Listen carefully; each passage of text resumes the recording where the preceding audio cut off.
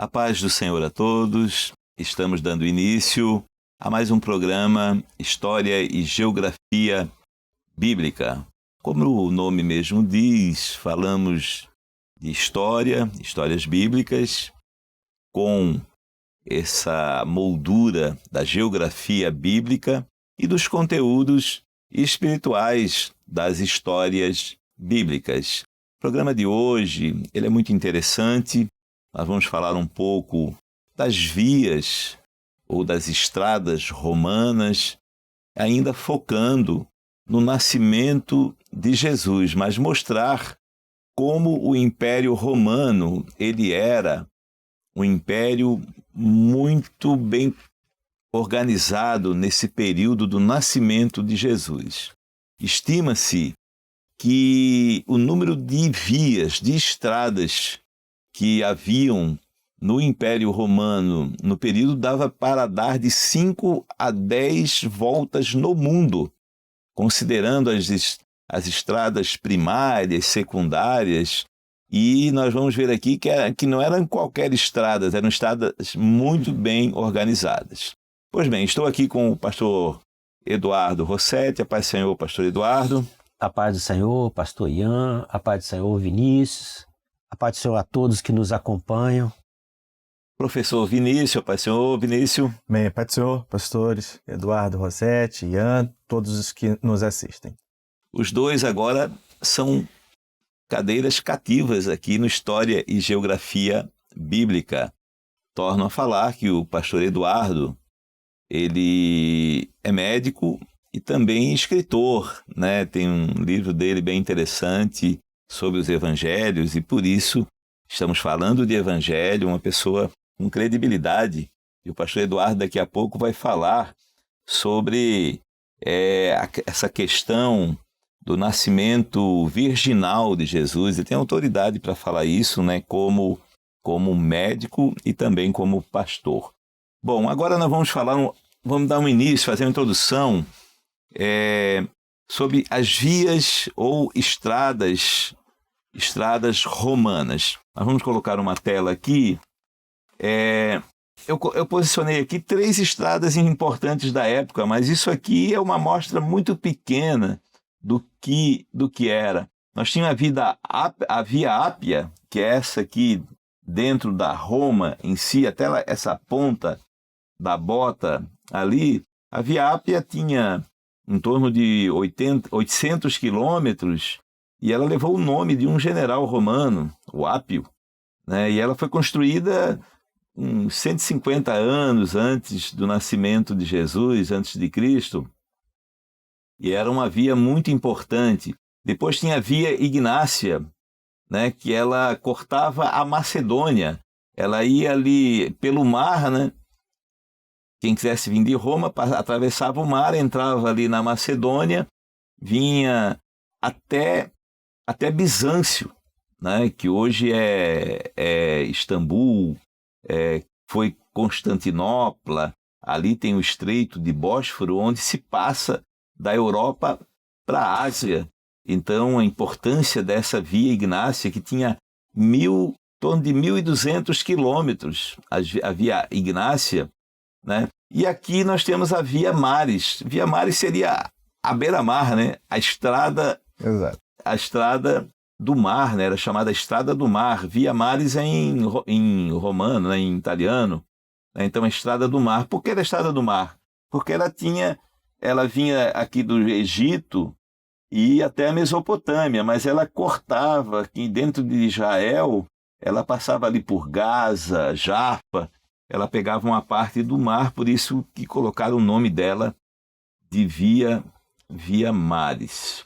É interessante que essas estradas, essas vias, eram muito bem organizadas. Elas tinham... Hoje a gente vê esses paradouros de ônibus aí, né? Atravessa aí, tem os paradouros de ônibus com ali os self-service, tem ali as cantinas. Na época já tinha isso, uma coisa semelhante, e tinha as alfândegas, né? Tinha as alfândegas, os soldados, muitos soldados eram ali os publicanos que se tornavam publicanos para cobrar os pedágios de quem vinha de longe. E quando nós vemos aqui, ele entra, ele passa, essa estrada Via Maris, ela passa por Cafarnaum. E lá em Cafarnaum, ali próximo, nós soubemos ali da conversão de Mateus. O Levi, ele estava numa coletoria. Tudo indica que ele trabalhava na Via Maris, na coletoria, na alfândega da Via Maris, em Cafarnaum, porque essa via ela passava por Cafarnaum, depois ia para Damasco e até a Macedônia. Então, e nós vamos ver agora em seguida algumas... Essa aqui é a Via Maris, né? Ela vinha aqui, ó, passava ali por Gaza, aí ela entrava, vinha Azor, aqui a parte da Galileia, né? Depois Damasco, e ali está Cafarnaum.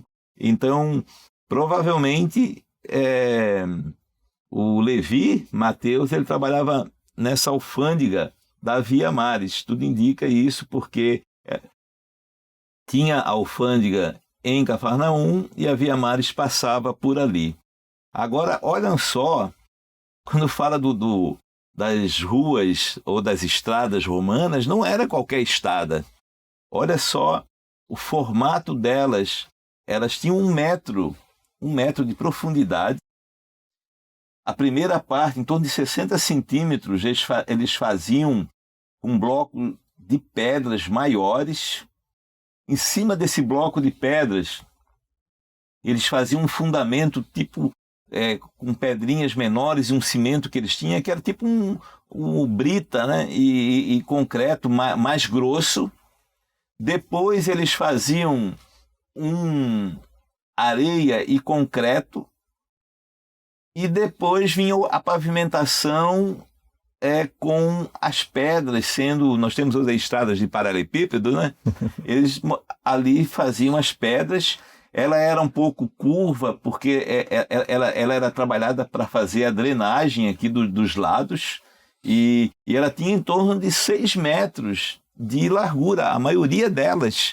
Então eram estradas muito boas. Hoje ainda tem amostra delas em várias partes do mundo, né? Lá, a Via Ignácia, que vai lá em Macedônia, lá na Grécia, aquela região, consegue ver. Então, 2000 anos e estão lá. Elas só foram, com o tempo, deixaram de ser usadas e foram feitas muitas estradas por cima. Mas olha só como o Império Romano ele era organizado, né? Ele era organizado. Então, só para nós termos conhecimento de como eram as estradas na época, né? A gente pensa assim que era chão batido. Tinha muitas estradas de chão batido, mas tinha as estradas feitas por Império Romano muito bem feitas. E agora eu vou entrar aqui nessa parte aqui e depois já vou passar aqui para os companheiros. Olha só, aqui nós falamos nos últimos episódios, né, a ida da família de Jesus, né, José e Maria, até Belém, de Nazaré a Belém, para o nascimento do Senhor Jesus. E no episódio passado nós mostramos uma outra rota, uma rota que vem de Nazaré, passando por Samaria e vindo para Jerusalém até Belém. Essa rota aqui é uma rota mais provável, porque ela era mais usada. Por quê? Porque ela passava beirando o Rio Jordão, e aqui era uma fartura. Não tinha também os samaritanos, que não se davam muito bem com os judeus. Os judeus eles não gostavam de passar no caminho, e a família de Jesus, José e Maria, eram judeus, então eram de Israel, né? Então eles não gostavam muito de passar por Samaria, porque poderiam ter algum problema. Então tudo indica que a rota que eles fizeram foi essa rota aqui, beirando o Rio Jordão. Nós vamos ver as vezes que Jesus desceu para as festas em Israel, e a Bíblia destaca pelo menos 4 festas que ele veio. Em João está relatado ali cada festa que o Senhor veio, ele veio beirando, que ele passou por Jericó, então tem essas citações. E aqui, para terminar a minha fala, eu vou comentar sobre Jezreel. O Vale de Jezreel, que é muito falado na Bíblia, e também aqui tinha uma vinha muito conhecida no Velho Testamento, né, a vinha de Nabote, né, que ficava em Jezreel. A palavra Jezreel diz lugar que o Senhor semeia, onde o Senhor abençoa. E esse vale de Jezreel, por ser na beira do Rio Jordão, até hoje, ele é uma das terras mais férteis do mundo, porque ele pega das montanhas, vem as enxurradas das montanhas, traz muito esses elementos calcário, esses elementos químicos da terra, nutrientes da terra, e com o transbordar do Jordão, então é uma região muito fértil. E esse Vale do Jezreel, então, era um lugar muito fértil, por isso que essa avenida, essa estrada aí, né, eles gostavam muito de fazer essa estrada. Então mostramos algumas vias aqui romanas, mas isso é um pouquinho, não tem aí 5% do que eram as estradas romanas e a facilidade que eles tinham de deslocar na época. É importante para esse episódio, mas principalmente para os próximos episódios, que nós vamos falar muito aqui dessas estradas romanas. Professor Vinícius. Também, pastor Ian. Bom, nós vimos que com tudo isso, Paulo fez questão de mencionar que era a plenitude, né? A plenitude desses tempos, até mesmo a administração, o governo do Império Romano foram então um local onde o evangelho pôde ser pregado, passando por essas estradas, por exemplo. É claro que outras questões, como por exemplo o próprio grego, como uma língua, né, universal, para aquele mundo da época. Mas voltando aqui um pouco para essa questão geográfica, nós temos então destacada nessa rota de Nazaré ao norte até Belém, que está aqui ao sul, uma distância em torno de 113 quilômetros. Vamos destacar essas cidades, são importantes para nós, né, pastor Eduardo? Porque são mencionadas na história bíblica. Nazaré, portanto, está naquela região que já mencionamos, Galileia, uma região sendo governada, né, pelo o reino de Herodes e toda a sua dinastia. E nós temos aqui já ao sul, na região da Judéia, aí nós temos Jerusalém. Ou seja, por uma ordem, e aí vamos ao texto bíblico, né? Lucas, o Evangelho de Lucas, capítulo 2, no primeiro verso já nos diz assim: e aconteceu naqueles dias que saiu um decreto da parte de César Augusto para que todo o mundo se alistasse. Leu 4 também, leu o 2:4. Então, a sequência aqui, depois das reticências, e subiu da Galileia também José, da cidade de Nazaré, a Judeia, a cidade de Davi, chamada Belém, porque era da casa e família de Davi. Então aqui nós nos situamos, né? Interessante, aqui está ao norte, mas eles subiram porque em relação ao nível do mar, a altitude, não é? Então nós temos da Galileia, passam em Jerusalém e chegam a Belém. Isso é uma marca muito importante porque é o cumprimento de uma profecia. Miqueias, no capítulo 5, no verso 2, vai nos dizer assim: e tu, Belém Efrata, posto que és pequena entre as milhares de Judá, de ti sairá o que há de ser Senhor em Israel. Então, olha que interessante, né? Uma profecia em Miqueias, séculos antes, tudo no governo do Senhor, porque exatamente vindo para o censo, e o censo era realizado na sua cidade de origem, Portanto, José, ele veio se alistar aqui em Belém. E é nessa ocasião que nós temos o nascimento, né? O nascimento como homem, o verbo que se fez carne, Jesus. Ele vai nascer em Belém da Judéia. Esses fatos são muito importantes porque nós vamos vincular alguns versículos bíblicos e, por vezes, nós vamos passando de um verso para o outro, não temos muita noção do tempo que se passa. Eu gostaria de mencionar, então, no mesmo capítulo de Lucas, o verso 21, que diz assim, ó, e quando os 8 dias foram cumpridos para circuncidar o menino, foi-lhe dado o nome Jesus. Além disso, o verso 22 vai nos dizer que, cumprindo-se os dias da purificação, segundo a lei de Moisés, os levaram a Jerusalém para o apresentarem ao Senhor. Interessante é que o cumprimento dessa lei de Moisés é o que está em Levítico, no capítulo 12, onde nós vamos encontrar que ao 8º dia o menino seria circuncidado. E depois, 33 dias, haveria ainda a mãe de manter-se para purificação, de se preservar.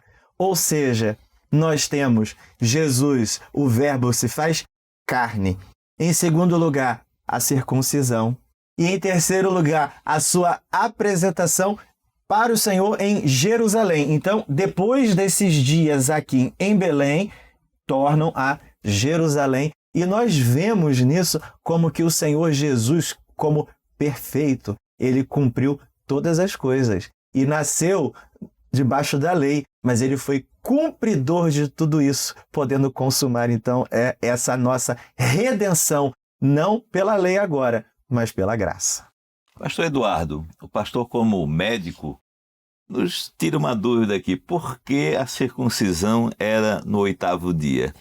Começa a sua fala por essa resposta, por favor. Há uma explicação biológica para isso, né? Existe na cascata da coagulação, né, o papel da vitamina K, que é um papel importante. Ela entra ela entra como ativadora de vários processos de coagulação dentro da cascata. E ao nascimento, de um modo geral, as crianças elas nascem com um nível de vitamina K sérico muito baixo, tá? Muito baixo. E hoje em dia, quando a criança nasce, ela toma uma injeção de vitamina K, né? Porque o nível é baixo. E ele só sobe no 7º dia, né? Porque é quando o organismo da criança começa a sintetizar essa vitamina que vai atuar nos processos de coagulação, tá? Então, nós só descobrimos isso agora, do século XXI. Acho que Moisés, quando escreveu o Levítico, ele não sabia disso. Não, né? Ninguém sabia disso. Talvez algum apressadinho, mas por que eu vou esperar até o 8º dia? Eu vou circuncidar no 2º dia logo, porque assim eu fico logo livre. Veja, a orientação do Senhor foi 8º dia, foi muito específico em relação a isso, tá? Como é bom obedecer ao Senhor, né? É uma coisa maravilhosa. É o Criador, não é? Né? Ele creu que isso era necessário e ele aplicou exatamente. Quando nós lemos o capítulo 17 de Gênesis, que é o capítulo que fala sobre a circuncisão, né? Abraão, né? que recebeu essa ordenança de Deus, ele circuncidou todos os da sua casa, todos os varões, todos os estrangeiros que estavam com ele. Sim. E depois a si mesmo. Tá certo? Então ele, como um servo obediente, ele atendeu exatamente conforme o Senhor havia dito e por isso a circuncisão se tornou uma marca na vida do povo de Israel, né? E o próprio Senhor Jesus, ele vive isso em si mesmo, né? Tanto é que quando o povo de Israel ele queria se referir a alguém que não era da casa de Israel, ele falava, esse aí é um incircunciso filisteu, não é? Porque ele não havia experimentado em si mesmo a circuncisão. Mas há um mistério extraordinário nesse detalhe da palavra de Deus que hoje, cientificamente, nós sabemos exatamente por quê. Mas a palavra ela já mostrava isso há milhares de anos atrás. Mas eu gostaria de aproveitar a fala do Vinícius e o texto que ele leu, quando ele fala assim, e subiu da Galiléia também José, da cidade de Nazaré, a Judéia, cidade de Davi, chamada Belém, porque era da casa e família de Davi. Então, observa, Lucas, ele faz menção de que José era da casa e da família de José. E aqui, ó, a fim de alistar-se com Maria, sua mulher, que estava grávida. Observa, ele não fala que ele tinha um filho, né? Que ele tinha um filho e esse filho... Não, alistar-se com Maria, sua mulher, que estava grávida. Então, José, se nós tivermos assim a oportunidade de falarmos mais sobre José, mas José foi um instrumento extraordinário nas mãos de Deus. A forma como Deus usou José. José, ele teve o papel de dar a legitimidade, a paternidade civil a Jesus, né? Então, através da paternidade civil, né? Deu a Jesus o direito legal de integrar a linha hereditária do trono de Davi, a linha nobre, né? Porque nós sabemos que a outra linha, a linha comum, a linha humana, veio através de Maria, né? Então a linha nobre do reino estava em José, e o Senhor Jesus e o Espírito Santo usou José como o guardião do menino. O texto ele mostra que quando o menino corria risco de vida, né, o Senhor revelou-se a José para informar-lhe o que ele deveria fazer. Olha, vai e foge, levanta-te e foge para o Egito. E ele assim, ele foi absolutamente obediente, tanto é que ele se levantou de noite, entendeu? De noite, e ele saiu imediatamente cumprindo aquilo que o anjo lhe havia ordenado.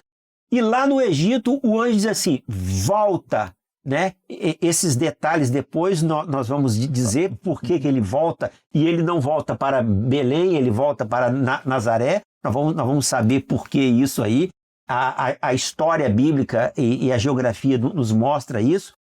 E ele foi obediente, ele aguardou o momento em que o Senhor revelou. Então ele foi levantado como um guardião do Senhor Jesus.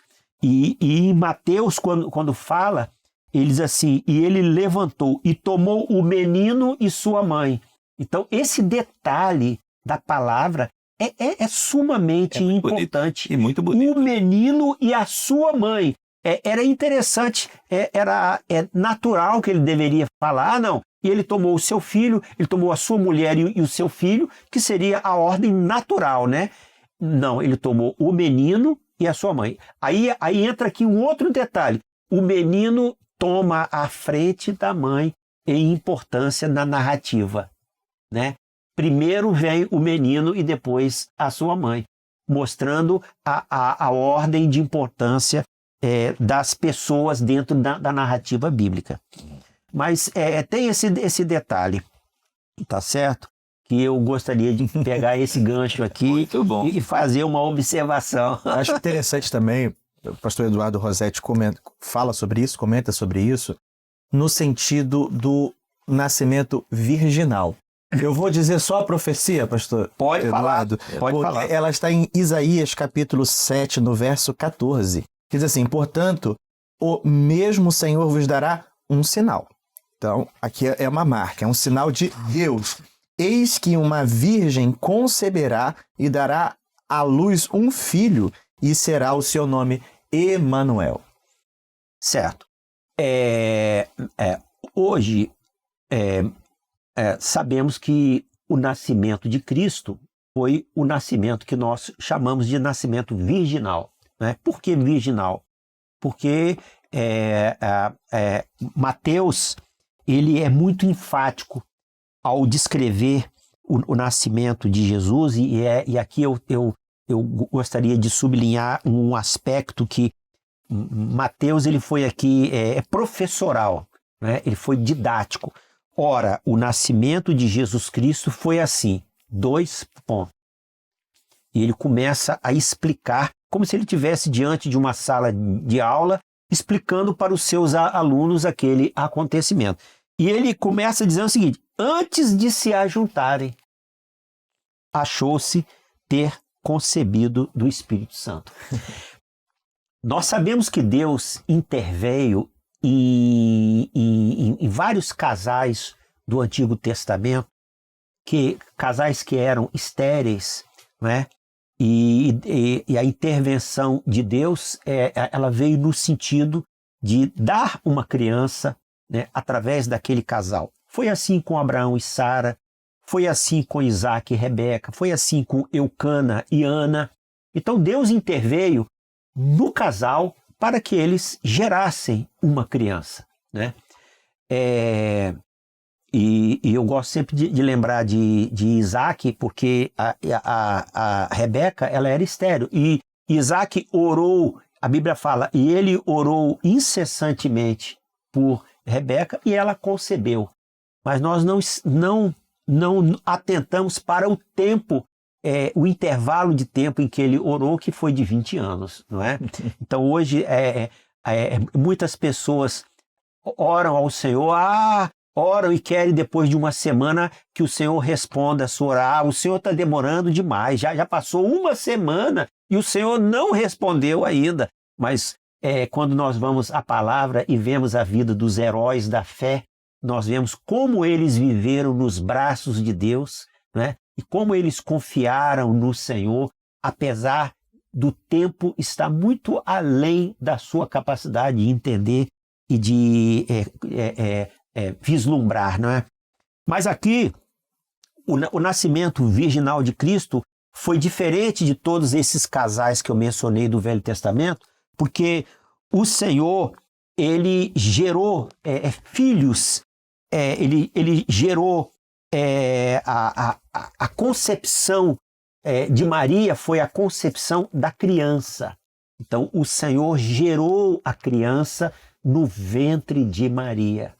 Então, Jesus, ele, através do seu nascimento, ele tinha ali o seu vínculo com a natureza humana pelo fato de estar dentro do ventre de Maria, mas ele não tinha vínculo com a herança pecaminosa do homem, porque ele não recebeu do homem o elemento gerador da sua essência, da sua natureza.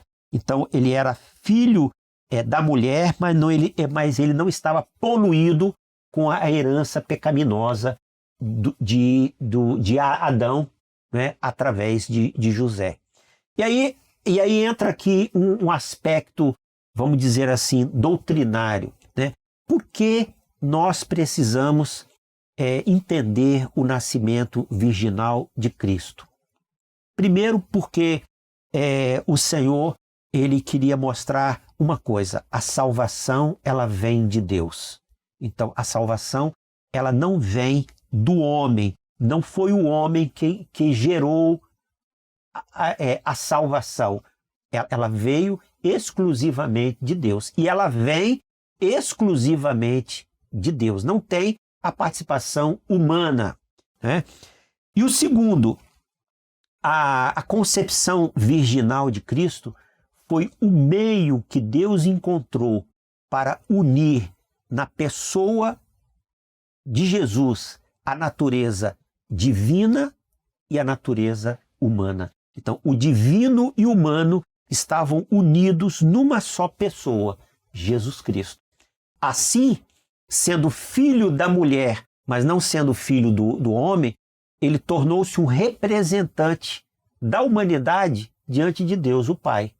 Então, os seus atos, o seu sacrifício, a sua posição, tudo o que ele fez era como um representante legítimo da humanidade, porque ele era nascido de mulher, mas ele era sem pecado porque ele não trazia a herança pecaminosa do homem. Então, essa é a razão de nós entendermos de maneira mais apropriada essa explicação que o Espírito Santo, através de Mateus, nos dá acerca do nascimento virginal de Cristo. Amém. Muito interessante, a gente poderia ficar falando muito tempo. Muito tempo. Realmente só sobre José. Nós vamos falar sobre ele no próximo episódio, porque a participação dele, a posição dele, muito interessante. Mas nosso tempo se esgotou. Eu quero me despedir aqui, pastor Eduardo, paz do Senhor. Professor Vinícius, Amém. a paz do Senhor. A paz do Senhor, Edson, Vinícius. Aqueles que nos assistem, hoje ficamos por aqui, mas já ficou aqui uma pendência, uma dívida nossa da continuação desse episódio muito interessante, né? O nascimento de Jesus. Vimos aqui a geografia, as estradas romanas. Não eram todas como nós mostramos aqui, mas as principais eram muito bem feitas e que ligavam todo o Império Romano. E facilitou o Evangelho, facilitou os deslocamentos. Então, por isso estamos falando das vias romanas. Que o Senhor abençoe a todos, a paz do Senhor Jesus.